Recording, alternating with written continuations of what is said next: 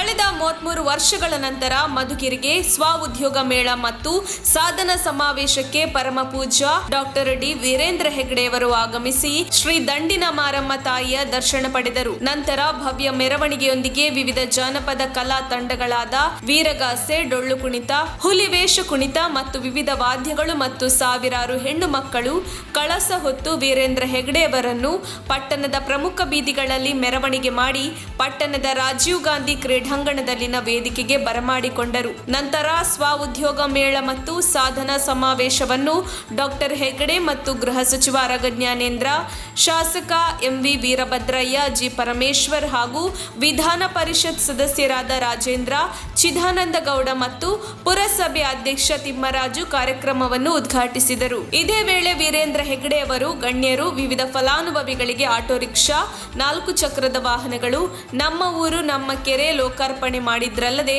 ಸುಜ್ಞಾನ ನಿಧಿ, ಶಿಷ್ಯ ವೇತನ ವಿತರಣೆ, ಜನಮಂಗಳ ಸಲಕರಣೆ ವಿತರಣೆ, ಆರೋಗ್ಯ ರಕ್ಷಾ ಸೌಲಭ್ಯ ವಿತರಣೆ, ಮಾಶಾಸನ ವಿತರಣೆ ಮಾಡಿದರು. ಕಾರ್ಯಕ್ರಮವನ್ನು ಉದ್ದೇಶಿಸಿ ಮಾತನಾಡಿದ ಡಾಕ್ಟರ್ ಡಿ ವೀರೇಂದ್ರ ಹೆಗ್ಗಡೆ, ತಾಲೂಕಿನ ಸಂಘದ ಸದಸ್ಯರು ಅಕ್ಷರ ಜ್ಞಾನವಿಲ್ಲದ ಗ್ರಾಮೀಣ ಪ್ರದೇಶದ ಹೆಣ್ಣು ಮಕ್ಕಳಿಗೆ ಧರ್ಮಸ್ಥಳ ಗ್ರಾಮಾಭಿವೃದ್ಧಿ ಯೋಜನೆ ವ್ಯವಹಾರ ಜ್ಞಾನ ಕಲಿಸುತ್ತಿದ್ದು, ಈ ಮೂಲಕ ಮಹಿಳಾ ಸಬಲೀಕರಣಕ್ಕೆ ಉತ್ತೇಜನ ನೀಡಿದೆ ಎಂದರು. ದೈನಂದಿನ ಜೀವನದಲ್ಲಿ ಯಾರು ತಮ್ಮ ಕರ್ತವ್ಯದಲ್ಲಿ ತೊಡಗಿಕೊಂಡು ದೇವರನ್ನು ಸ್ಮರಿಸುತ್ತಾರೋ ಅಂತವರಿಗೆ ಭಗವಂತನ ಆಶೀರ್ವಾದ ಸದಾ ದೊರೆಯಲಿದೆ. ಇದನ್ನು ಗಮನದಲ್ಲಿಟ್ಟುಕೊಂಡು ಗ್ರಾಮಾಭಿವೃದ್ಧಿ ಯೋಜನೆಯ ಮೂಲಕ ಗ್ರಾಮಾಂತರ ಪ್ರದೇಶದ ದುರ್ಬಲರ ಏಳಿಗೆಗೆ ದುಡಿಮೆಯ ಪ್ರಯೋಜನದ ಜೊತೆಗೆ ಸಾಮಾಜಿಕವಾಗಿ ಹಾಗೂ ಆರ್ಥಿಕವಾಗಿ ಸದೃಢರನ್ನಾಗಿ ಮಾಡುವ ಉದ್ದೇಶ ಹೊಂದಿದೆ ಎಂದರು. ದುಡಿಮೆಯ ಸಂಪತ್ತು ಹಾಳಾಗಬಾರದು ಎಂಬ ಸದುದ್ದೇಶದಿಂದ ಉಳಿತಾಯದ ಬಗ್ಗೆ ಜನಜಾಗೃತಿ ಮಾಡಲಾಗುತ್ತಿದ್ದು, ಸಂಸಾರದಲ್ಲಿ ಎಲ್ಲರೂ ದುಡಿಮೆ ಮಾಡಿದಾಗ ಅದನ್ನು ಉಳಿಸಿ ಬೆಳೆಸಿಕೊಂಡು ಹೋಗುವ ಜವಾಬ್ದಾರಿ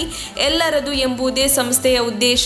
ಸ್ವಸಹಾಯ ಸಂಘ ಎಂದರೆ ನಮಗೆ ನಾವೇ ಸಹಾಯ ಮಾಡಿಕೊಳ್ಳುವುದು ಎಂದರ್ಥ ಎಂದವರು, ಸರ್ಕಾರದ ಎಲ್ಲಾ ಯೋಜನೆಗಳು ಜನಸಾಮಾನ್ಯರಿಗೆ ದೊರೆಯಬೇಕೆಂಬ ಉದ್ದೇಶದಿಂದ 326 ಸೇವಾ ಕೇಂದ್ರಗಳನ್ನು ತೆರೆದು ಸರ್ಕಾರದ ಎಲ್ಲಾ ಮಾಹಿತಿ ನೀಡುತ್ತಿದ್ದು, ಇದರ ಪ್ರಯೋಜನ ಪಡೆದುಕೊಳ್ಳುವಂತೆ ಸಲಹೆ ನೀಡಿದರು. ಜಿಲ್ಲೆಯಲ್ಲಿ 30,000ಕ್ಕೂ ಅಧಿಕ ಕ್ರಿಯಾಶೀಲ ಸಂಘಗಳಿದ್ದು 267 ಕೋಟಿ ಹಣ ಉಳಿತಾಯ ಮಾಡಲಾಗಿದೆ.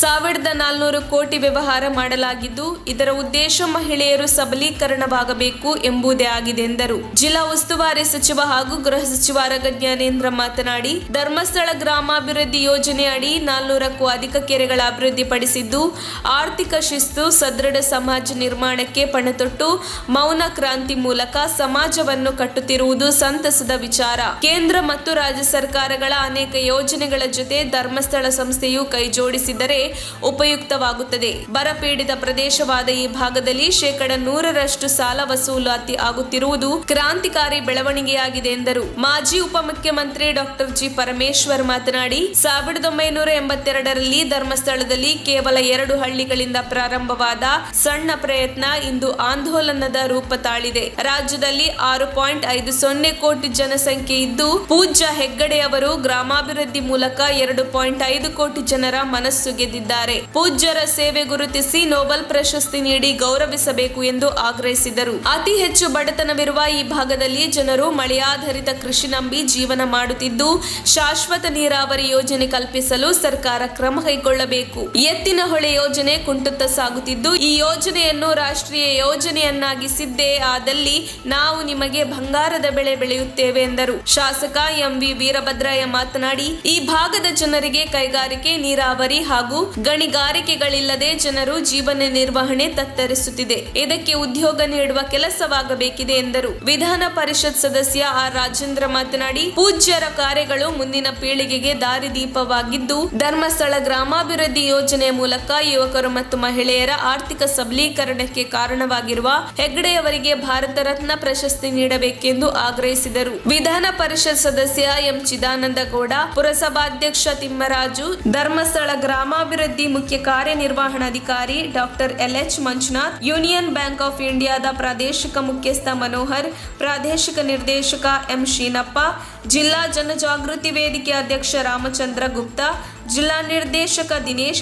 ಯೋಜನಾಧಿಕಾರಿ ದಿನೇಶ್ ಕುಮಾರ್, ಚಿತ್ರದುರ್ಗ ಜಿಲ್ಲಾ ಬಿಜೆಪಿ ಯುವ ಮೋರ್ಚಾ ಅಧ್ಯಕ್ಷ ಹನುಮಂತೇಗೌಡ, ಜನಮುಖಿ ಸಂಸ್ಥೆ ಅಧ್ಯಕ್ಷ LC ನಾಗರಾಜು, ಸ್ವಾಗತ ಸಮಿತಿ ಅಧ್ಯಕ್ಷರು ಹಾಗೂ ಸದಸ್ಯರುಗಳು ಇದ್ದರು. ವರದಿ ದೊಡ್ಡೇರಿ ಮಹಲಿಂಗಯ್ಯ. ಮಾಡಿದ್ದಾರೆ. ನೀವು ಒಂದು ಮಾತು ಹೇಳಬೇಕು ಏನಂತಂದ್ರೆ, ಕಳೆದ ಒಂದು 5 ವರ್ಷದಲ್ಲಿ ನಮ್ಮ ಕ್ಷೇತ್ರದ ಅನ್ನದಾನದಲ್ಲಿ, ಈಗ ನಮ್ಮಲ್ಲಿ ಅನ್ನದಾನ, ವಿದ್ಯಾದಾನ, ಔಷಧದಾನ, ಅಭಯದಾನ ಅಂತ 4 ದಾನಗಳಿದ್ದಾರೆ. ಅನ್ನದಾನ ಅಂದರೆ ಪ್ರಸಾದ, ಬಂದವರಿಗೆಲ್ಲ ದಾಸೋಹ, ಬಂದವರಿಗೆ ಅದು ಬಡವರಿಗೆ ಅನ್ನ ಹಾಕೋದಲ್ಲ, ಭಕ್ತರಿಗೆ ದಾಸೋಹ ಹಾಕೋದು, ಅಂದರೆ ಅವರಿಗೆ ತೃಪ್ತಿಪಡಿಸುವಂಥ ರೀತಿಯಲ್ಲಿ ಅನ್ನದಾನವನ್ನು ಮಾಡಬೇಕು ಅಂದರೆ ಮಂಜುನಾಥ ಸ್ವಾಮಿಯ ಆಜ್ಞೆ ಆಗಿದೆ. ಈ ದಾನದಲ್ಲಿ ಏನು ಶ್ರೇಷ್ಠತೆ ಅನ್ನದಾನದಲ್ಲಿ ಅಂತಂದರೆ, ಊಟ ಮಾಡಿದ ಮೇಲೆ ನೀವು ಎಷ್ಟೇ ಉಪಚಾರ ಮಾಡಿ ಇನ್ನೂ ಸ್ವಲ್ಪ ತಗೊಂಡು ಸಾಧ್ಯನೇ ಇಲ್ಲ, ಇನ್ನು ಸ್ವಲ್ಪ ತೆಗೆದುಕೊಳ್ಳಿ ಸಾಧ್ಯನೇ ಇಲ್ಲ. ನೀವು ಕೈ ಮುಗಿತಾರೆ, ಸ್ವಾಮಿ ನನಗೆ ಆಯ್ತು ಹೊಟ್ಟೆ ತುಂಬಿದ್ದು ಇನ್ನು ಆಗೋದಿಲ್ಲ ಅಂತ. ನೀವು ಬೇರೆ ಏನೇ ವಸ್ತು ಕೊಟ್ಟರು ಕೂಡ ಇನ್ನಷ್ಟು ಕೊಡ್ಬೋದಿತ್ತಲ್ಲ ಅಂತ ಹೇಳ್ತಾರಲ್ಲೇ ಸಾಕು ಅಂತ ಹೇಳೋದು. ಒಂದು ಮಾತು ಹೇಳ್ತಾ ಬಂದಿದ್ದಾರೆ, 33 ವರ್ಷದ ಬಳಿಕ ಬರ್ತಾರೆ ಅಂತ. ನಾನು ಕೇಳ್ತಾ ನನಗೆ ಸ್ವಲ್ಪ ಸಂತೋಷ ಆಗಲಿಕ್ಕೆ ಪ್ರಾರಂಭ ಆಗಿದೆ. ಯಾಕೆಂದ್ರೆ ನೋಡಿ, 33 ವರ್ಷದ ಮೇಲೆ ಬರ್ತಾರೆ ಅಂತ ಹೇಳಿದ್ರು ನಿಮಗೆ. ಹಾಗಾಗಿ ನಾನು ಇವತ್ತು ಬರುವಂಥ ಸಂದರ್ಭದಲ್ಲಿ 2 ಉದ್ದೇಶಕ್ಕೆ ಬಂದಿದ್ದೇನೆ. ಒಂದು ಯೋಜನೆಯ ಕಾರ್ಯಕ್ರಮ, ಇನ್ನೊಂದು ಇಷ್ಟು ದಾನ ಮಾಡತಕ್ಕಂಥ ಉದ್ದೇಶಕ್ಕೆಲ್ಲ ದೇವರ ಆಶೀರ್ವಾದವನ್ನು ತಿಳಿಸಬೇಕು ಅಂತ ನಾನು. ಹಾಗಾಗಿ ಇವತ್ತು ಈ ಅನ್ನದಾನದ ಮಹತ್ವ ಗೊತ್ತಿದೆ.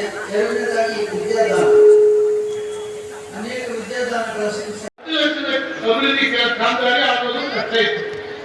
ಇವತ್ತು ಗ್ರಾಮಾಭಿವೃದ್ಧಿ ಯೋಜನೆಯವರು 10 ಲಕ್ಷ ಹಾಕಿದ್ರೆ 50 ಲಕ್ಷ ಕಾಮಗಾರಿ ಆಗಿದೆ.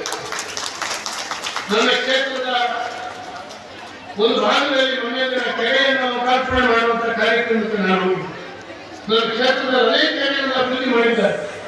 ನನಗೆ ನೋಡಿ ಅತ್ಯಂತ ಸಂಭ್ರಮ.